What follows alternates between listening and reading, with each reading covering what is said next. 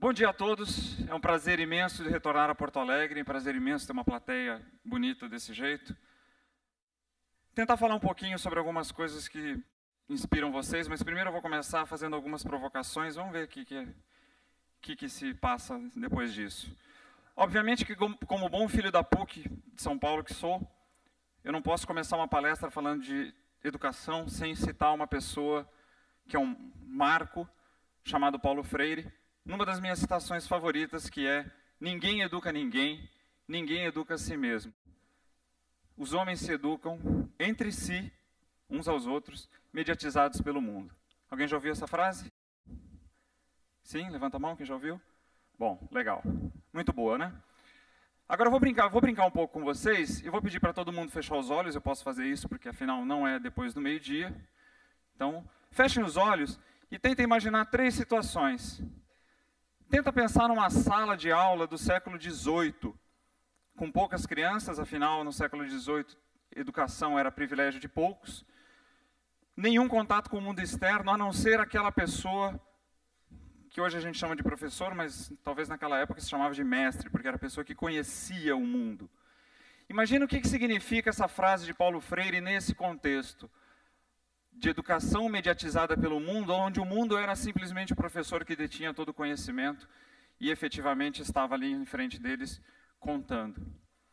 Ou imagine uma sala do século XIX, como as fotos do meio, onde existia até um outro contato com o exterior, que era através dos livros, mas ainda assim a maior referência era o professor. Ou eventualmente, depois da democratização da educação, no século XX, onde tínhamos salas lotadas e, efetivamente, ainda assim, pouco contato com o exterior. Então, imagine essas 3 situações, imagine aquela frase de Paulo Freire, onde ele fala que nós somos educados uns pelos outros, mediatizados por esse mundo. A gente pode imaginar que a educação, então, era um pouquinho restrita. Agora abram os olhos e deem uma olhada nesta foto. Estes são os principais backbones de internet no mundo. Se você colocar o mapa do mundo ali atrás, você vai ver Estados Unidos, Europa, América do Sul, África e aí aquele ali indo para o lado do Oriente. Imagine o que significa uma educação mediatizada pelo mundo, onde o mundo está conectado, onde o mundo é efetivamente um lugar onde todo mundo tem a possibilidade de se comunicar com todo mundo. Imagine um mundo onde você consegue assistir uma defesa de mestrado, mesmo não estando presencialmente no local, através do Second Life. Imagine um mundo... essas são fotos. Olha lá, aquela moça chique de vestido dourado, de vestido rosa de princesa, é a moça que está defendendo o mestrado. Não é chique isso? Muito bom, né? Hoje em dia, os jovens gostam muito de passar o seu tempo frente à internet, frente a um computador, frente a um celular, frente a um tablet. E esse é um exemplo de muitos de sites que jovens gostam de... Eu falo jovens parecendo que eu não sou do meio, né? Eu não sou mesmo. Estou chegando no Zenta já. O que vocês imaginam que é a parte que esses jovens mais gostam nesse tipo de site? Qual a parte que eles mais efetivamente utilizam? Tem noção? O vídeo em si? As propagandas nas laterais? A parte que eles mais utilizam e gostam é uma parte que chama compartilhe. A maior parte, hoje em dia, dos acessos aos grandes portais de notícias é feita através de redes sociais, porque alguém compartilhou a notícia com os seus amigos da sua rede. Eu nem conhecia todos esses. Vocês conhecem? Eu não conhecia metade. Nem sabia que existia tantas formas de compartilhar. E aí, obviamente, nesse meio todo, quando a gente está dentro da sala de aula, quando o professor está na sala de aula, ele fica com aquela cara de aloprado. Eu estou vendo que pouca gente riu, então deixa eu colocar uma versão mais nova da foto. Agora sim. Temos mais jovens aqui, que bom. E aí vem a grande questão da nossa sala de aula atual e do que ela poderia sonhar em ser. Hoje a gente tem um mundo que nos fala que nós temos que ser cada vez mais protagonistas, mais autores. Mas a nossa sala de aula ainda encara o nosso estudante como um ouvinte passivo. Onde, voltando novamente a Paulo Freire, nós temos uma educação bancária, compartimentada. Primeiro matemática, depois ciências, depois história. Não pode ter história com matemática. Onde já se viu? E tem um segundo problema também, porque, no final das contas, no mundo onde esses jovens convivem cada vez com mais tecnologia, a nossa escola ainda está pensando em discutir se efetivamente vamos ter um laboratório de informática com um computador por aluno. Esses jovens já são múltiplos devices, em 2 mãozinhas pequenas. Eles já têm um tablet, um celular, um notebook, um desktop, e se duvidar, eles acessam a internet até pela televisão. Se a sessão da tarde não está legal, não tem problema, eu vou para o canal do YouTube. Como vários exemplos nós vamos ver aqui hoje. É por demanda. E aí, o que acontece com isso tudo? A escola se afasta dos seus alunos. E para o nosso professor fica uma coisa ainda mais complicada, porque às vezes, por conta de ficar naquele lugar próprio, não querer sair da sua zona de conforto, ele também se afasta do seu aluno. E aí a gente escuta casos de alunos não são interessados. Mas lógico, no mundo lá fora, eu sei que se eu quiser aprender alguma coisa nesse exato momento, eu simplesmente entro na internet e procuro. Professor, tenho uma dúvida. Calma, meu filho, por que você quer que eu responda isso para você agora? Isso é só do 3º bimestre. Para que a pressa em aprender? E aí esse afastamento, ele desmotiva os alunos, mas efetivamente ele desvaloriza os professores. Assisti uma palestra esses dias muito legal, onde provava por A mais B, que hoje em dia o nosso professor é simplesmente um esquentador de marmita em micro-ondas. Porque ele simplesmente pega um conteúdo totalmente pronto e debulha sobre os seus alunos. A gente precisa de criadores, a gente precisa de pessoas inovadoras, a gente precisa de pessoas que efetivamente trabalhem com isso. Vão para frente, se movam, criem, compartilhem, colaborem. E se esse professor simplesmente fica lá esquentando a sua marmita, ele no final do dia está sendo desvalorizado. Porque ele pode muito mais, ele sabe muito mais, mas ele tem que seguir o protocolo. E aí, obviamente, a nossa juventude hoje não se reconhece na sua escola. E aí, por conta dessas questões todas que a gente consegue observar por aí, a gente chega a algumas conclusões de como fazer para mudar. E é isso que eu gostaria de compartilhar com vocês nesses 6 minutos que me restam.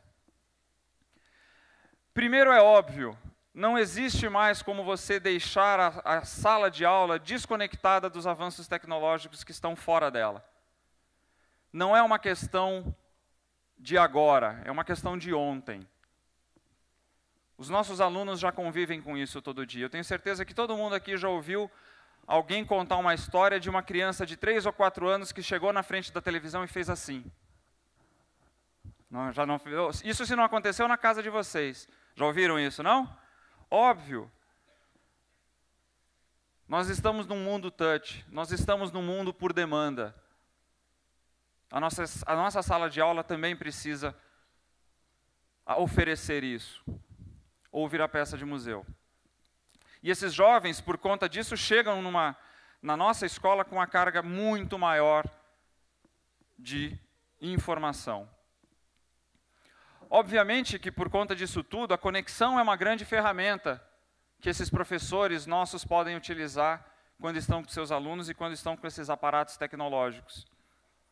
Mas temos que tomar cuidado, porque não é só a conexão.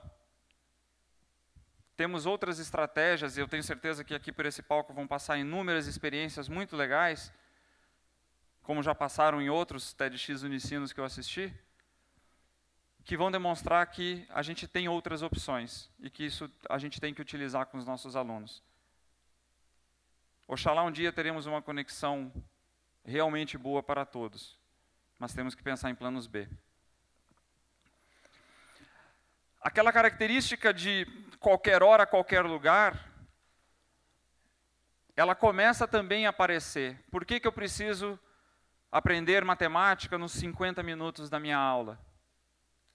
Eu tenho um mundo cercado de matemática, cercado de ciências, cercado de história.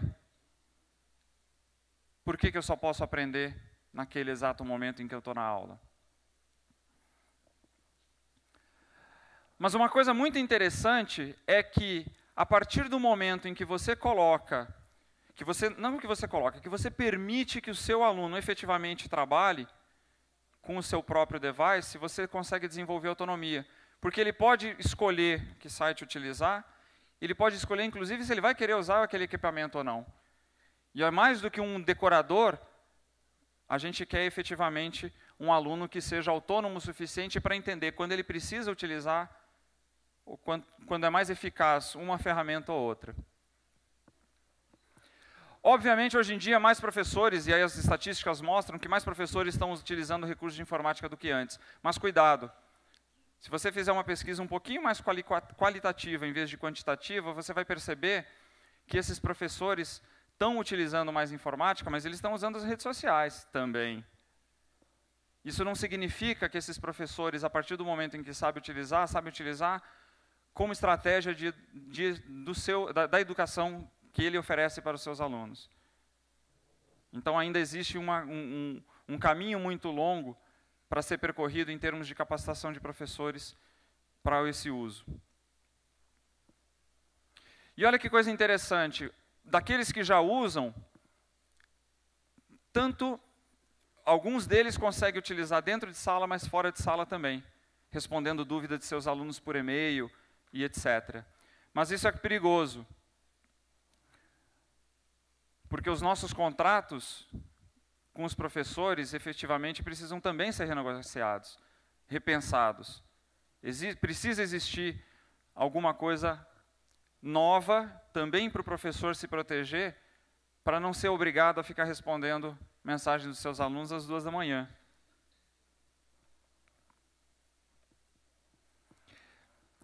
E outra coisa que eu tenho percebido muito nas interações que eu faço com professores é que a gente também tem um lugar comum onde a gente fala que professores não gostam de tecnologia. Mas na hora em que a gente coloca a tecnologia na mão deles, mesmo que no começo esse uso seja rudimentar, eles vão utilizar. E eles utilizam, e eles perdem os seus medos. Então isso é uma coisa muito interessante. O que vem primeiro, o ovo ou a galinha? Bota os dois juntos, eles se resolvem. E por último, eu gostaria de tentar tirar de todos nós um mito. Nós somos imigrantes digitais, eles são nativos digitais, e por isso que eles sabem e nós não sabemos. Imigrantes conseguem se virar em qualquer contexto. Se eu for para os Estados Unidos, porque eu consigo falar inglês, eu não morro de fome. Bota algum desses palestrantes que estão aqui que falam inglês no meio da zenha. Não tenho tanta certeza assim se eles vão conseguir se virar. Então, professores efetivamente têm que trabalhar isso. E para finalizar, a gente tem que ter muito certo na cabeça que a tecnologia até auxilia na mudança do paradigma, mas ela não é a solução. E ela não vai transformar uma boa escola numa má escola. Ela é simplesmente um indutor dos anseios e crenças da própria escola, daquele lugar onde elas estão. Então, não achem que todas essas maravilhas que serão apresentadas aqui em termos de tecnologia na educação, por si só, vão fazer as nossas escolas melhores. Elas vão simplesmente potencializar os anseios e as crenças do que a gente já tem. Muito obrigado, gente.